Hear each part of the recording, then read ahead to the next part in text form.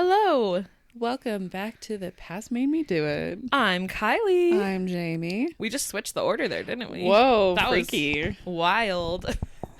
Twilight Zone. Exactly. Hope y'all are doing well. It's February now on our timeline. Aww. February 1st. So, the month of love. Oh, how romantic.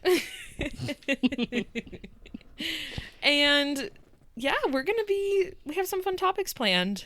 It's kind of fun saying that because we don't know what each other is doing.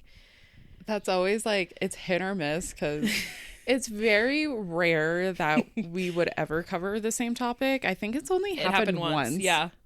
That was crazy when it did happen. I can't believe that happened. Because we literally picked just random, like it was like pick a random place and then find a topic for it. And we both picked the same place. It was the Terracotta Warriors. Yeah. That was so random. So we ended up just doing like one big episode for it.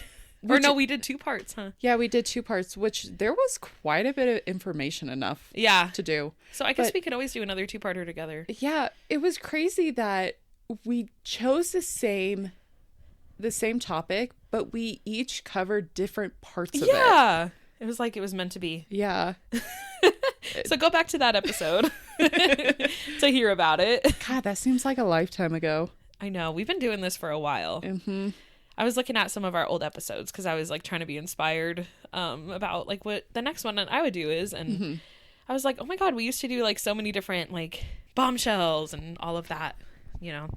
So I was like, okay, that's cool. That's kind of how like I've been trying to get inspiration for some of my current ones. I've been kind of like going back to like our archive episodes and just kind of grabbing of like, topics that we've said, oh, we need to cover this. And I'm like, maybe I should dive deep into that topic. I know, we should write them down whenever we say that. Right? I have like a little note in my phone of episodes, like ideas basically, but. Oh, I need to do that because I have a notes app and there is just random stuff in it. I have the most they make no sense at all. I just open them and I'm like, what was I thinking of? I love that. Our top episode is still Jesse James, but part 2 for some reason. Why?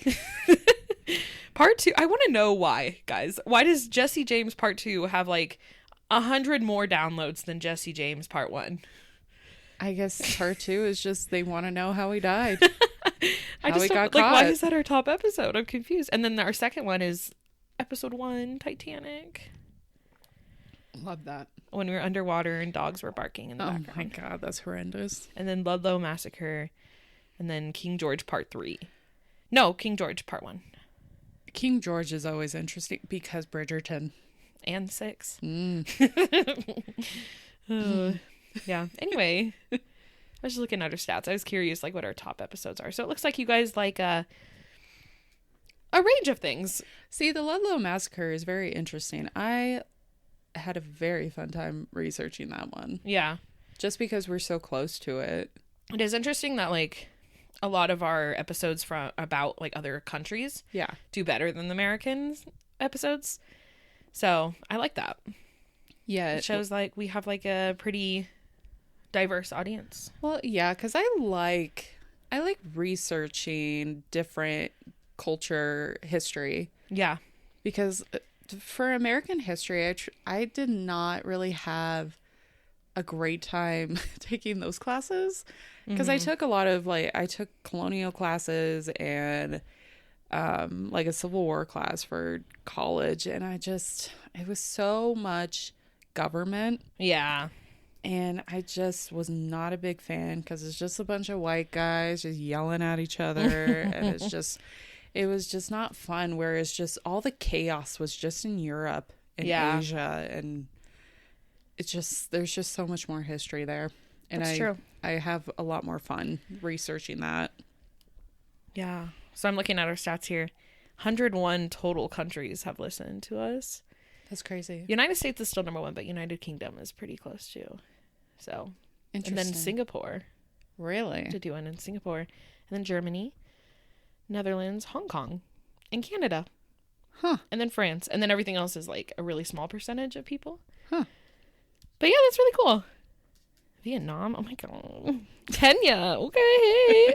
So if you're listening from somewhere that's not America, thank you for listening. Thank you. If you're American, you're listening, thank you for listening. You all are great. We just appreciate it. Yes. Okay, well, let's talk about what's been happening. Hey, hey, hey, what's been happening? Down. I have devastating news. What is it? Catherine O'Hara. That was gonna be mine. Oh my God, let's talk about her. I love her so much. When I saw that, I was like, this is lying. Yeah, me too. I thought it was fake. I thought it was fake. I was like, Moira, don't Moira be kidding Rose. me. One of the best characters of all time. And I was at work and Basil texted me like, hey, Catherine O'Hara died, just so you know. Oh, because he like knows I love her. And I was like, no, she didn't. Like, I like did not believe him. We were just talking about her because we're watching The Studio. Yeah. And we were just talking about her, and I was telling him like how much I love her and how like I think she's one of the funniest people in the universe. She's so great. That was really rough news. That was absolutely devastating because she is a top tier actress. Yeah. She has been in so much. Have you seen the video where they asked her like what she wants to be remembered as? Yes. And she says a mother. I cried watching that. Oh, she is just a gentle soul. Oh my God, I love her. And like just every role she's done. So good. So good. She's so funny and just like she just seems like such a genuine, kind human. Like about her roles, she knows how to be unique. Yeah. She doesn't care if she's just making like a crazy face or just being unhinged. That just makes her just different. Yeah. And that makes her just one of the best actresses, I would say. It's very similar to like Robin Williams. Like Robin Williams stood out for a lot of his specific roles, but just because of like who he was. Mm-hmm. And like this feels like on the same level as that. I would say so. Yeah. So it's been a while since, there's been an actor this big that has passed, but yeah. And seeing that, it was just devastating. And then a lot of the videos that have been coming out of like, if you've seen this movie, this was the role that she played in. And you just don't realize how many just famous roles. Even like Home Alone. Like, yeah. She's the mom in Home Alone. Like that's...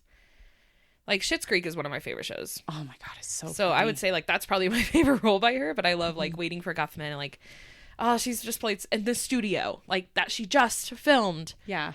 Like, she was so good in that show. And, like, they're filming season 2 right now. So I'm really curious if she was in it at all. Or if it was, like, halfway through. Yeah, or like, whatnot. Like, what do you do? Because they just started filming this month. January. So, and it's a comedy. They can't just make it all sad. So, but I think that was her last thing that she did. Oh, man. Yeah. Oh, that's really tough. Yeah, because, like, what do you do?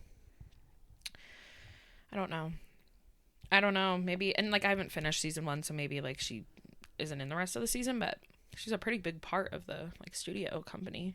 Yeah. So. Oh, man, that's sad. I think I'm going to rewatch Schitt's Creek again, though. Oh, that show is going to be number 1 on all the streaming platforms. God, she's so good in it. Oh, she's so funny. Like, I think she's part of the reason why it became one of my favorite shows. Is like, oh, her character is just so crazy. I love when she's auditioning for, like, the choir. And she's like, Scooby-Doo-Ba-Boo-Boo. And all of them are just like, oh, my God. Oh, and then there was an episode where, if you remember, where they said that she died. Yeah. They're like, Mom, it says you're dead. I'm not dead. I'm standing right here. Like, it's so funny. So watch Schitt's Creek and all her movies because she's amazing. Mourn with the rest of us. For real. Yeah, it's a rough one. What a sad legend. One. I know. I was like, I don't know what other news to talk about because this is just the saddest thing. No, she is the news for the rest of the month. Basically. The rest of the year. That's all we're going to talk about. It's like when Betty White died, like right in the beginning of the year. Dude, seriously. And like she died and then my grandpa died the next day and I was like, I can't handle all this. Oh my God, too much. Yeah, that was a rough one too.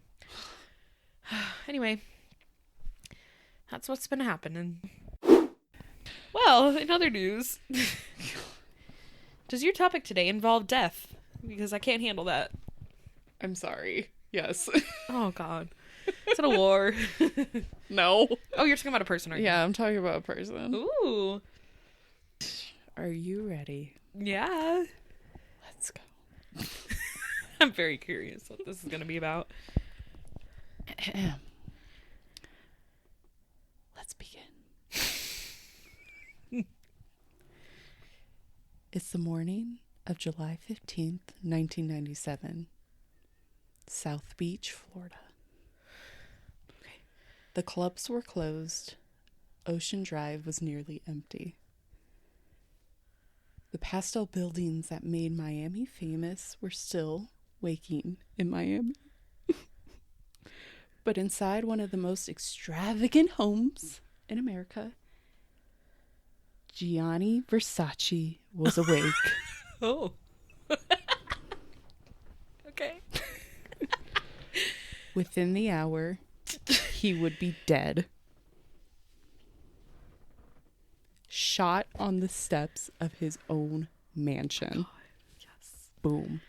He was not just a designer.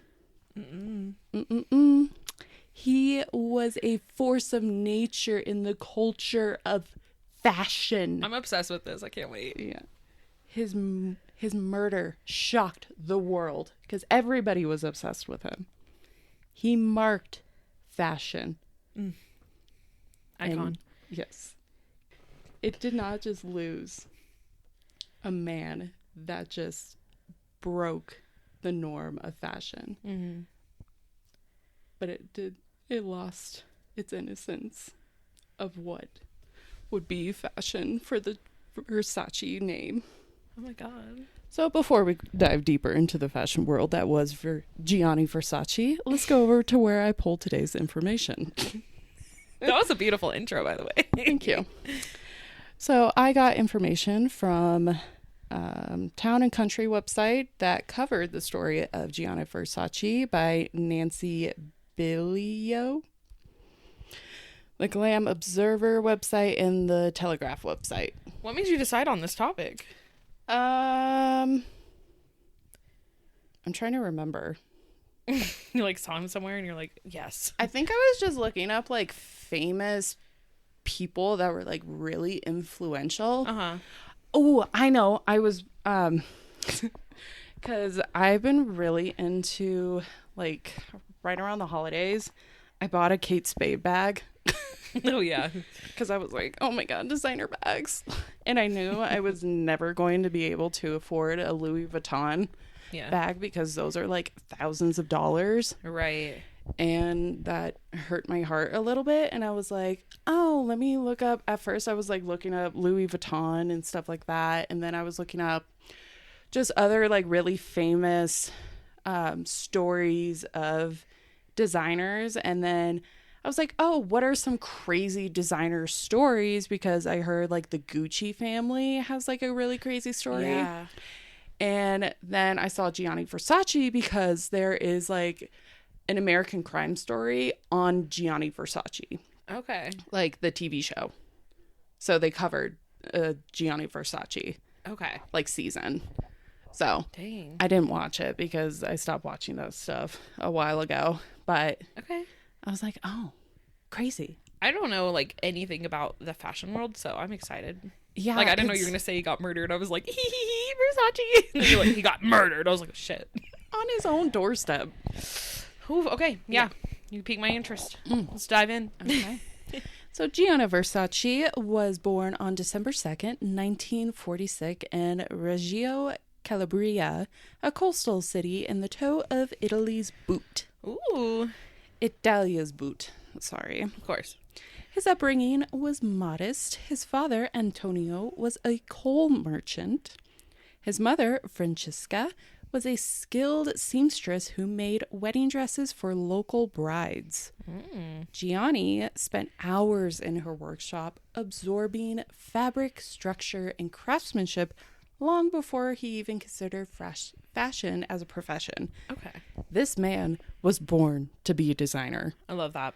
Yeah. So he could have gone the coal route, but he instead was like, Mother, I must help you. I love that. You don't see that happen a lot, especially back then. Yeah, we're like right after the war. He's like, nah, fashion. He's like, mother, I want to help you make these dresses. And she's like, good accent. Okay. Okay. At 9 years old, he designed and sewed his first dress. Damn. Yeah. This man.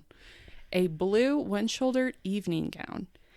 Decades later, Princess Diana would wear a version of that same design. Oh my God. He and Princess Diana were close. Aww. This man, his ties to celebrities, mwah, so close. He had so many people that he was close with. Like, oh my God, this man made so many people famous. That's awesome. Yeah. And from what I've heard is that he was a pretty good guy to know. Like, if you knew Gianni Versace as like, and he like backed you up, you were going to go far. He was a good guy to know in Hollywood and anywhere in your career. You wanted to be on his good side. And I don't think he really had a bad side, but yeah, professionalism. Right. Versace briefly studied architecture, and his knowledge would leave a lasting impression in his works. His later designs would show a deep understanding of structure, proportion, and historical reference, particularly Greco-Roman art, Byzantine ornamentation, and Renaissance symmetry. Because he grew up in Italy, but I mean, when you have like a lot of that old school kind of like growing up in like a small town like that, you got to keep that old school for sure feeling to it. In the 1970s, Gianni moved to Milan, then emerging as Italy's fashion capital. Milan is the big fashion capital, especially now. Like when you think of Fashion Week, it's in Milan. Right. So that's this man, the place to be. Yeah, he's like, I gotta move there. I gotta move there. Gotta do what the heart wants. Yeah. Originally, I don't know. I could not find why he really wanted to go to school for architecture.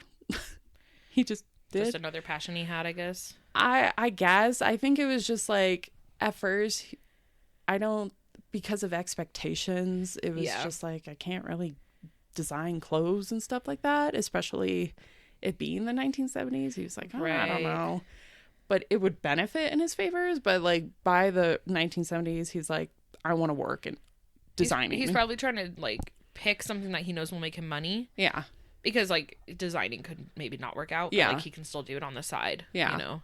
Whereas like now in the 1970s, he was like, I'm going to make that move and I'm going to Milan. That's a good time to do it. The 70s, like everyone's reinventing themselves. And oh yeah, because from the 1960s to the 1970s took this new surge of fashion.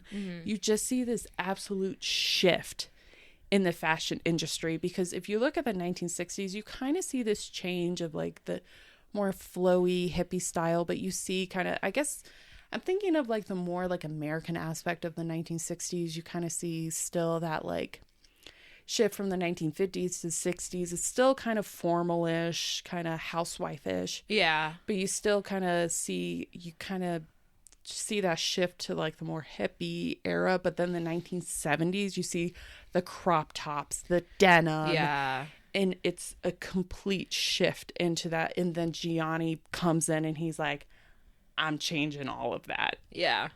And that's why he's such a household name. That's awesome.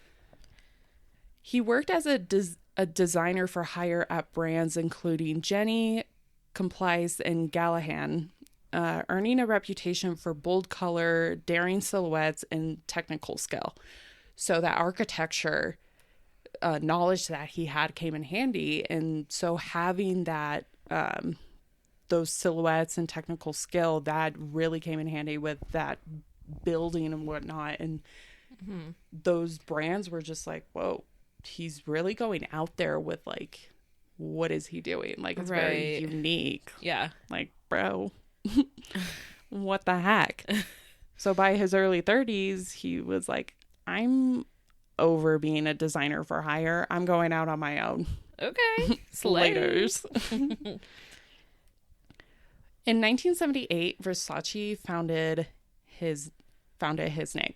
So officially, he built his own company. Wow. He was like, I am done with all these designer for hire, working for these other people. I am building my own name, making my own designs, and I'm doing the damn thing. I feel like he has a perfect name for it, too. Like, Versace is, like, Versace, so fancy. Right? You gotta have a cool name. It's a great name. That's cool. It's a great name. Love that.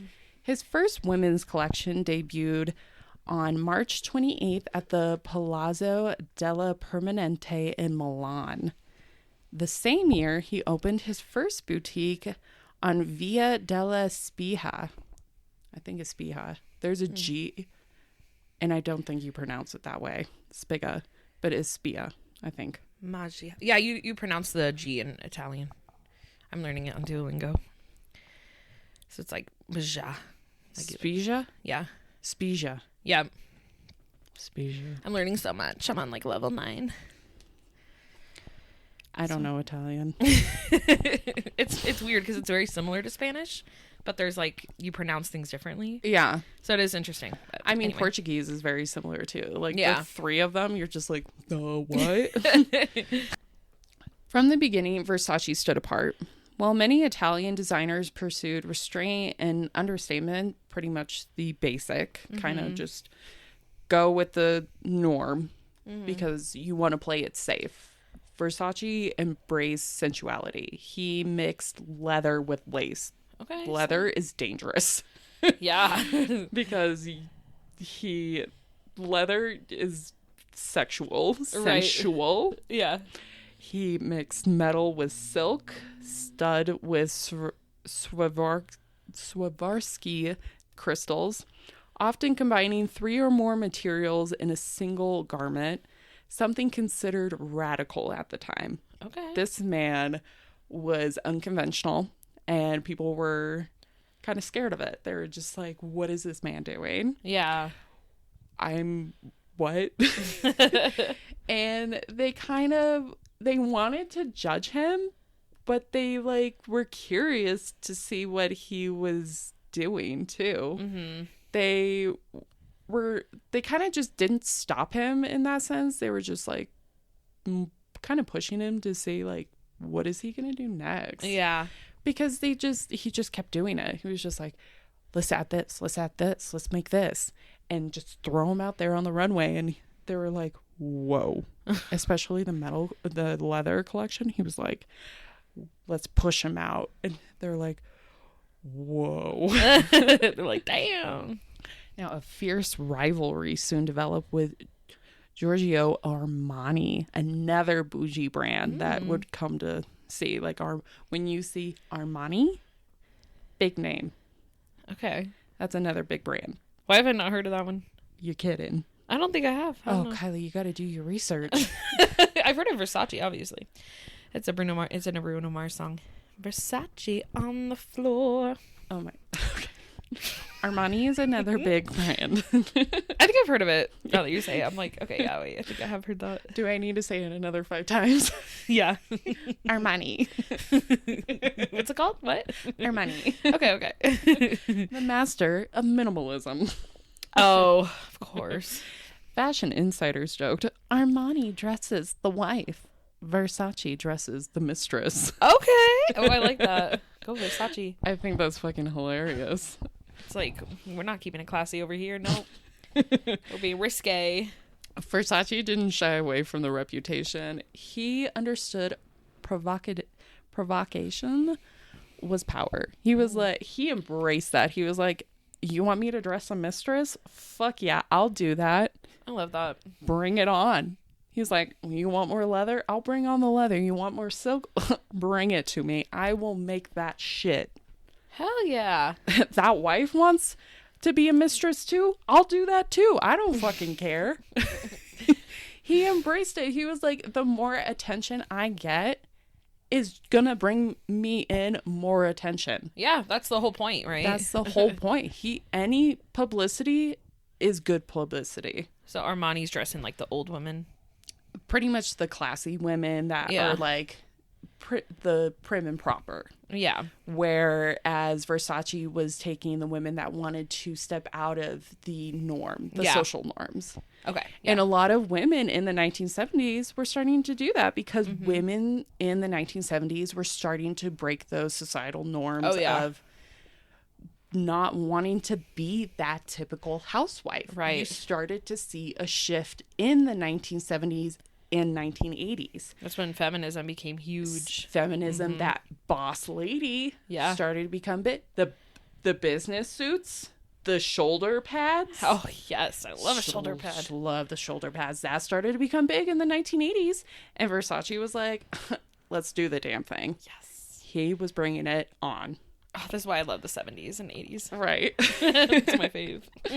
By the 1980s, Gianni Versace was doing more than designing clothes. He was reinventing the fashion system itself. He was among the first designers to understand fashion as entertainment and celebrity culture as a marketing force. He brought rock stars, movie stars, and royalty into the front row into his advertising campaigns.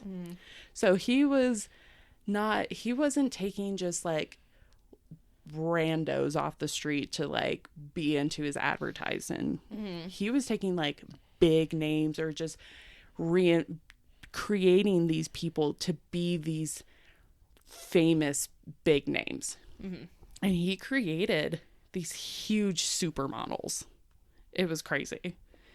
So he understood branding instinctively.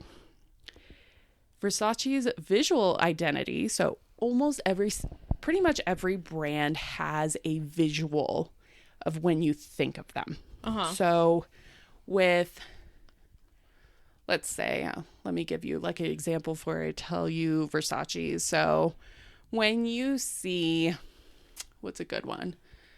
I think it's Chanel. Okay. With like the 2 C's. Oh yeah. That's like their logo. That's when you think of them, that's what you see. Yeah. And then when like you the Gucci see logo. Yeah, the Gucci logo. When you see Louis Vuitton, it's like that V. Yeah. So that's like their symbol. Whereas with Versace, it's the Medusa head. Oh, okay, yeah. Yeah. So the Grecian key motif, the gold lettering was unmistakable. The Medusa symbol, inspired by ancient ruins near his childhood home in Calabria, represented beauty so powerful it could hypnotize and destroy. So everything that he created, especially his symbol for the Medusa head on his emblem for everything, had meaning. And the Medusa head, because everybody was hypnotized by his outfits, his designs and stuff, to the point where like it could pretty much hypnotize people to be like, what?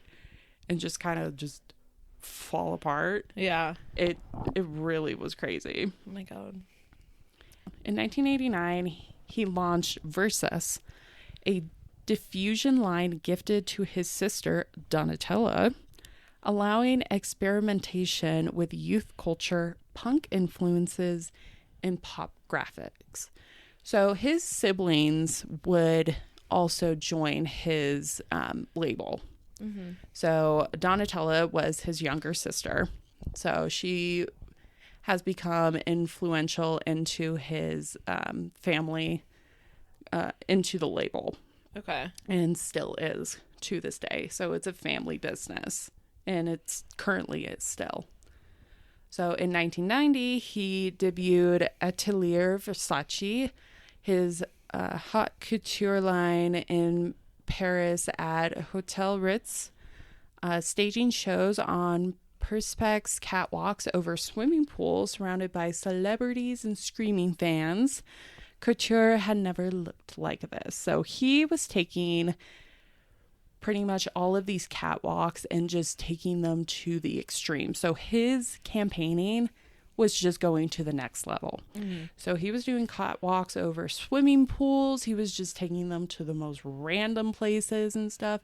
And it was causing such a buzz. So they were just random places and people were just like, what? And his designs were just all over the place and it just caught the eye of everybody. And people were obsessed. So this man, he knew what he was doing. So he also expanded into home interiors in 1992, becoming one of the first designers to envision fashion as a total lifestyle. So he started doing home stuff. So this man, he knew how to make money. So not only was he doing clothing, but now he was also doing home interior. Yeah. Iconic. Right? So perhaps Gianni Versace's most lasting contribution to pop culture was the creation of the supermodel.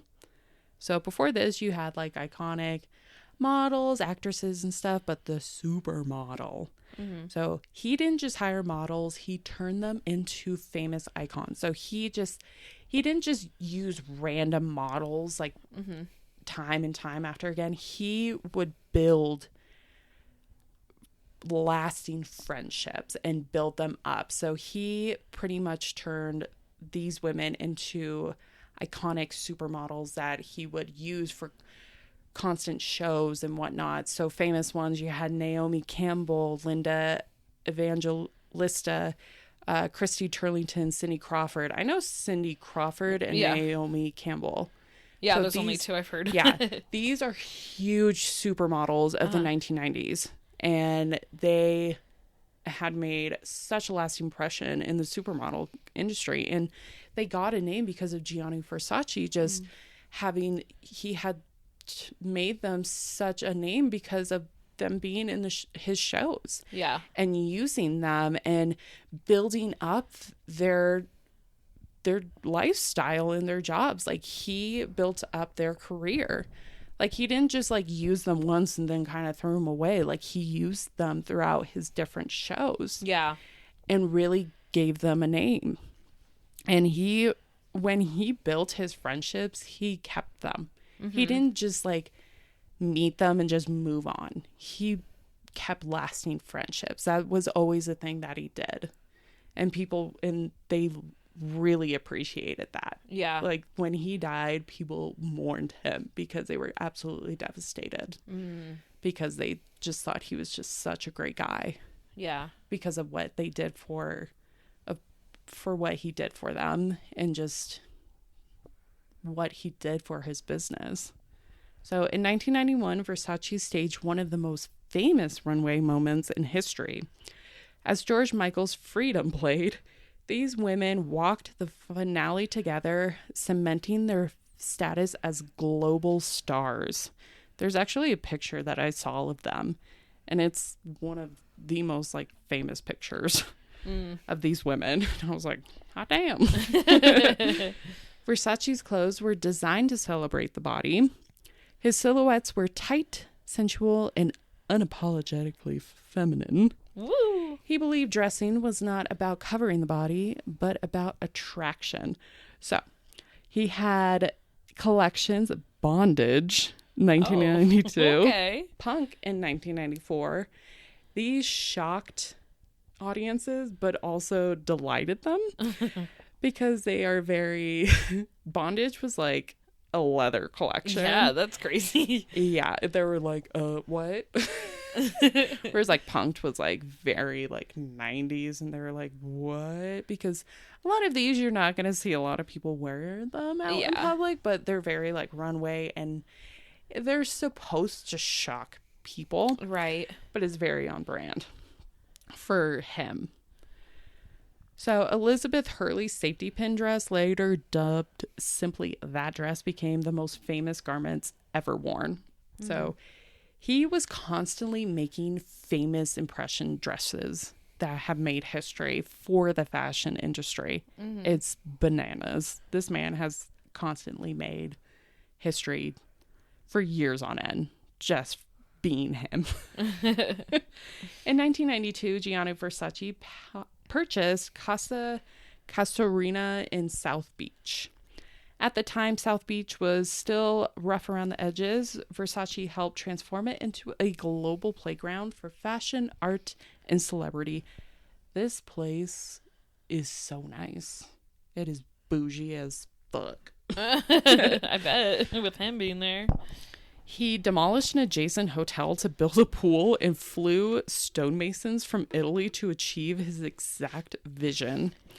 So it's supposedly, from what I've heard, that like in the pool he had like gold mosaic pieces like put on like the tiles. Oh my god. Yeah, they have some have like chipped off, like people have stolen it, but there's still some there. Really? Yeah, it's a hotel now.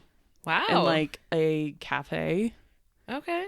That people can go to. That's really cool. Yeah. It's crazy.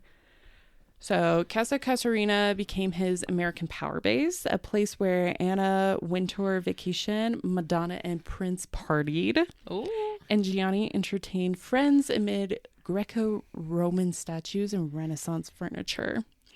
Despite intense security at fashion shows, Versace lived casually in Miami. He walked alone, and he had no bodyguards. Terrible decision. That's not smart. But like he had really no like enemies. Yeah. I mean, if you're a fashion designer, you're not really thinking like someone's going to hurt you. Right. And it's like the 90s. He had no fear of like, of him being murdered. Yeah, that's fair. Yeah. So while Versace was on the height of his power, Andrew Cunanan was unraveling. Born in 1969 in San Diego, Cunanan was intelligent, charismatic, and deeply insecure. That bitch.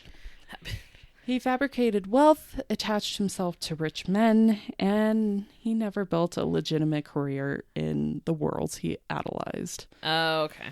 He's jealous. Yeah. In April 1997, Cunanan began a killing spree that left 4 men dead before he arrived to Miami. Oh my God. By July 15th, he was out of money and out of time. On the morning of July 15th, 1997, Gianni Versace walked out to News Cafe, bought coffee and magazines, and returned home. As he unlocked the gate to Casa Casuarina, Andrew Cunanan rushed up behind him and fired 2 shots. Gianni Versace died on his doorstep. Cunanan walked away. What did he think that was going to do? He just wanted to see someone who was successful go down, I guess. I have no idea. That mindset is fascinating. Yeah, this dude is hot trash. My God. 8 days later, Cunanan was found dead on a houseboat inside by suicide. Okay, yeah, I figured he wouldn't, like, if he's just going to go around killing everyone. Yeah, so. Damn, he didn't get caught either. Nope. Wow. That bitch. 1 week after Gianni Versace was murdered on the steps of his Miami home, the fashion world gathered in mourning. On July 22nd, 1997, his funeral was held in the Duomo di Milano, one of the largest and most symbolic cathedrals in Italy. The choice of location was deliberate. Milan was not just where Versace worked, it was where he built his empire. More than 2,000 guests attended. The square outside overflowed with onlookers, journalists, and fans. Inside, the atmosphere was heavy, solemn, and historic. Beautiful cathedral. Elton John and Sting performed. Princess Diana herself, deeply connected to Versace, they had a very close relationship, was among the mourners just weeks before her own death. Oh, wow. Yeah. Oh, yeah, huh? Yeah. Dang. Yeah.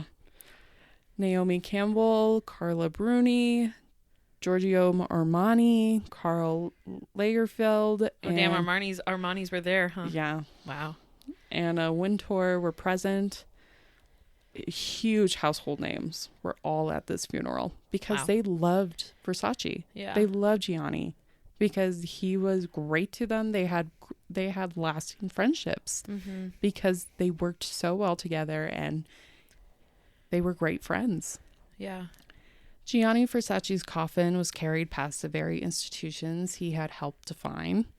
For many in attendance, it felt less like a funeral and more like the end of an era. Mm-hmm. So Versace's death sent immediate shockwaves through the fashion world. At the time of his murder, Gianni Versace was not just a designer. He was the creative engine, the public face, the center of the company. He was everything. He controlled everything. He had a say in pretty much everything of the company. Yeah. So the face of the company is now gone. That's wild. Yeah. He personally saw every major decision, the collections, the campaigns, the store design, the architecture, even music at the runway shows. Oh my God. He oversaw everything. Wow. And of course, like, he didn't think he was going to get murdered. So, of course, like, he was not going to throw that onto anybody else. Yeah. He loved being a part of that. It was who he was. He enjoyed that stuff because it was what he wanted to do. Mm-hmm. He loved being close to everybody who was involved in that kind of stuff. And now there was no succession plan. Oh, wow. Industry insiders openly questioned whether Versace could survive without him. Yeah, it was all over. That is hard. It's like, what do you do now? Yeah, it was all over the media. It was just so many different tabloids that were saying, is Versace over? Wow. Orders were delayed. Buyers hesitated. The press speculated that the brand might collapse entirely. Behind the scenes, the Versace family was in crisis. Gianni Versace left his company to his family. His brother, Santo Versace, who had long managed the business and financial side of the company, took control as CEO. His sister, Donatella Versace, Gianni's muse, confidant, and collaborator, was named creative director. Okay. Gianni also left 50% of the company to Donatella's daughter, Allegra Versace, who was just 11 years old at the time. Wow. Yeah. For Donatella, the transition was overwhelming. She had lived in Gianni's shadow for decades, and often acting as his sounding board and inspiration, but now she was expected to replace him entirely, which that's a lot of pressure. Yeah, how do you do that when you're the shadow? Right. And now you're the figure. I mean, I guess like what his design plan is, like, like what he's going for because you've been around him so much. Yeah, but then you have to make your own decisions. Yeah, and you want to do him justice, and then I'm sure there's critics, Yeah. At the same time, Donatella was battling severe cocaine addiction and grief. Damn. Yeah. It's a lot at once. Oh, yeah. Her first collection as creative director, presented in October 1997, was watched closely by the entire fashion industry.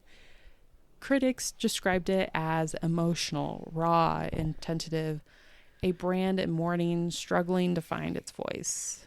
Versace did not collapse, but it faltered. Yeah, it had a tough time. So the years following Gianni Versace's death were marked by instability. Sales declined, the company closed stores and scaled back expansion. Donatella's designs were often compared unfairly and relentlessly to her brother's work. Fashion critics debated whether Versace could still be Versace without Gianni. Of course they would do that. Behind the scenes, Donatella entered rehab and gradually rebuilt her life. As she recovered, her creative confidence grew, which is really great for her. Yeah. By the mid-2000s, Versace began to regain its footing, which is good to see. Donatella embraced the house's DNA, boldness, sexuality, excess, but reinterpreted it for a new generation. It was now the 2000s. It wasn't the 80s or the 90s anymore. You have to stay with the trends. Right. She modernized silhouettes, collaborated with celebrities, and leaned into Versace's pop culture roots. Slowly, the brand stabilized. In the decades following Gianni Versace's death, the company transformed from a family-run fashion house into a modern luxury brand, which makes sense.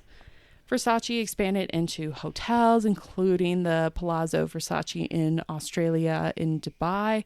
The brand embraced collaborations, social media, and celebrity partnerships, as you do. In 2018, Versace acquired by Michael Kors Holding, later renamed Capri Holdings, in a deal valued at over $2 billion. Oh my God. Yeah. For some, it marked the end of Versace as an independent Italian house. For others, it ensured the brand's survival in an increasingly corporate luxury market. It's going to do what it's going to do. Yeah. Donatella remained the creative director, serving as the guardian of Gianni's legacy. Makes sense. Mm-hmm. Today, Gianni Versace is remembered not only for how he died, but for how he profoundly lived. He revolutionized runways. He created the supermodel. He fused fashion with celebrity, music, architecture, art. He rejected restraint in favor of emotion, desire. He understood something that not a lot of designers did at that time. He understood that with clothing, you could step out of that boundary and create something completely out of this world that nobody can think of. Because you're creating the trends, you're creating all that. And he did the damn thing. And with him, his life was just cut way too short. Yeah. And I feel like whenever we cover these episodes of people whose lives were cut too short, mm-hmm. it always makes you think of, if they survived, what more could they have done? Yeah. And what could you have seen? When we talk about Walt Disney, mm-hmm. what could he have done if he lived?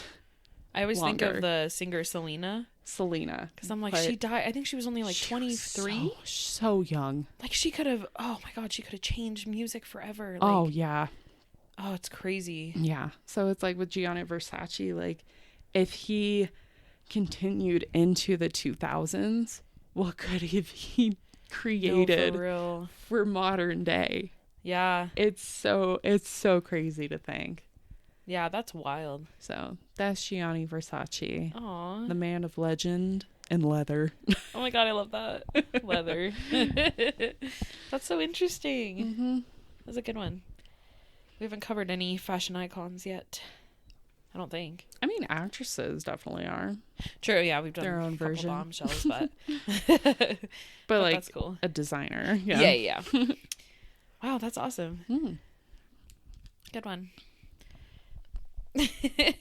Doing my little golf clap. I know.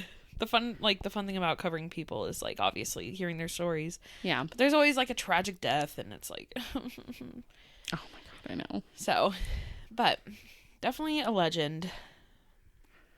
Yes, he's a big legend for sure. So, where can you find us? You can find us on Instagram and TikTok and YouTube at The Past Made Me Do It. You can email us at thepastmademedoit@gmail.com. We are switching to bi-weekly episodes, which you might have figured out at this point. It's just going to be easier on our schedule. So about 2 episodes a month, I think, is doable. And then we won't feel the need to take 4 weeks off and randomly disappear. So I think it'll work better for us as moms. Yeah. And then we can really treat each episode we can have more time to really work on them and put our whole soul into them. So so thanks for being understanding about that. But yeah, we'll see you in 2 weeks then. See ya. All right, thanks for listening. Bye. Bye.